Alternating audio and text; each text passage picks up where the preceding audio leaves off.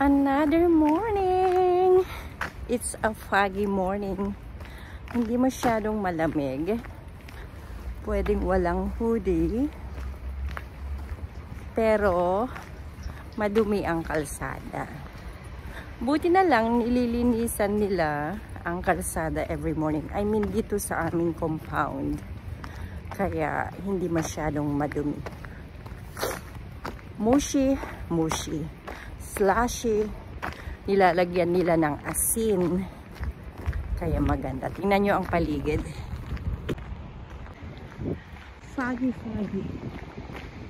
hindi masyadong makita ang paligid, pero makita naman ang mga ilaw. Dito ako sa zebra station. Zebra dahil stripy. Anyway, see you again kung saan man ako dadaan ngayon. Sana makahanap ako ng lugar na hindi slushy. Kaya dahan-dahan lang. Okay, bye-bye for now. See you later. So, yun yung dinaay, sinakyan kong bus. Ngayon, maglalakad ako ng 15 minutes. Diyos ko, ma-icy. Ito ang delikado. Mali na naman itong nadaanan ko.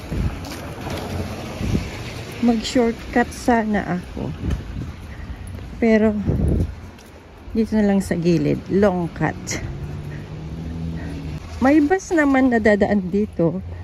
Mag-walk sana ako. Ay, magsakay. Hay! Aglugan ako majibas. Ngam agurayak manan ki 10 minutes. Maghintay naman na ako ng 10 minutes. So, I'd rather walk. Ayan oh, madilim-dilim kunti. Very foggy ang aking daanan today. Madadaanan ko pa ang hopefully maliwanag na sa lugar na yun. Mapuno. Alam nyo ba? Amuyo. Pumunta ako sa LS. Tapos, ang mga Ilocano daw ay kuripot. Believe it or not, Ilocano ka man or hindi, Bisaya, puti, itim, lahat ng mga tao. Kailangan natin magkuripot. You know what is the meaning of kuripot? Nagtitipid. Kasi kung hindi ka magtipid, anong mangyari sa'yo? At the end, yung malapit ka na, yung hindi natin kuriputan ang ating sarili. Wala. Hahantong tayo sa hihingi na ulit. Kaya pag tayo ay may kunting trabaho, mag-ipon, huwag lahat ibigay. Kagaya ko.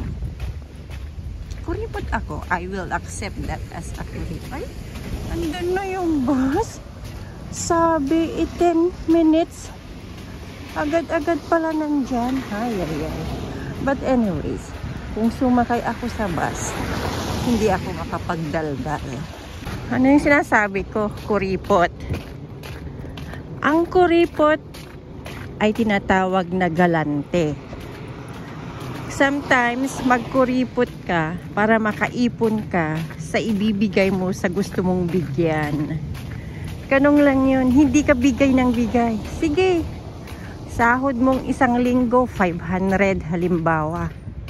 Ibinigay mo yung 200. Ginasto mo sa pagkain mo yung 200. Tapos, ibili mo ng 100, yung 100 ng damit mo. Ano na for next week mo, kung lahat ay gamitin mo yung 500 na yun ng 1 linggo, hopefully hindi ka magkakasakit sa 1 week, hindi ka makapasok sa trabaho. So you have to save for yourself, save for the future. Kaya bato-bato sa langit, kung ayaw yung maging kuripot, go for it. Kawawa kayo at the end. Anyways, hindi natin pag-usapan yun. Tapos na sa kuripot. Hindi ako nasasaktan pag sinabihan nila na ang mga Ilocano ay kuripot, because the reality, real talk yun. Maging kuripot ka lang para mabuhay ka, para hindi ka hihingi. Mas magandang magbigay. Okay, magbigay ka, but not to the extent na yung sobra-sobra. Kung ano lang yung kaya mo. Huwag magpakitang gilas. Sige, give, give, give. Ikaw din ang kawawa. Ganun lang yun. Next topic, galante. Hay, maggalante yan. Bigay yan ng bigay. Siguro ang kita ng tao na yun, sobra-sobra. O kaya wala siyang ibang binubuhay, kundi ang sarili lang niya. Yung wala na siyang pakialam kung lahat ng kanyang pera ay ipamigay niya. Nagka-extra lang siguro yon yung taong galante na yon. Pero naman, yun nga, ang kuripot ay isang galante rin. Ganon yon.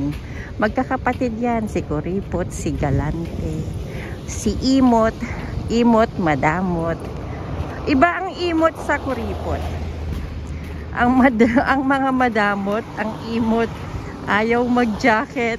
Kagaya ni Mads Lopez. Ayaw niyang jaketan yung mga kon. Pero at the end, mawawala rin yung damot na yon. Ano pa ba ang aking gustong itapik? Ay, muntik na akong madulas. Madulas yun ah. Anong oras na ba? Sandali lang po. 7:45. So may 15 minutes pa akong mag-walk. So ano na yung kwento ko? Kung ano-ano yung kinukwento ko sa buhay, no? Nakakaloka yung naglalakad ka. Wala kang kinakausap kung hindi lang ang sarili mo. But that's normal. I don't know kung kinakausap nyo ang sarili nyo. Lalo na yung tinitingnan mo yung mukha mo. Tapos sasabihin mo lang, ay may muta ako. Tapos isipin mo, naligo na ba ako? Mga ganon.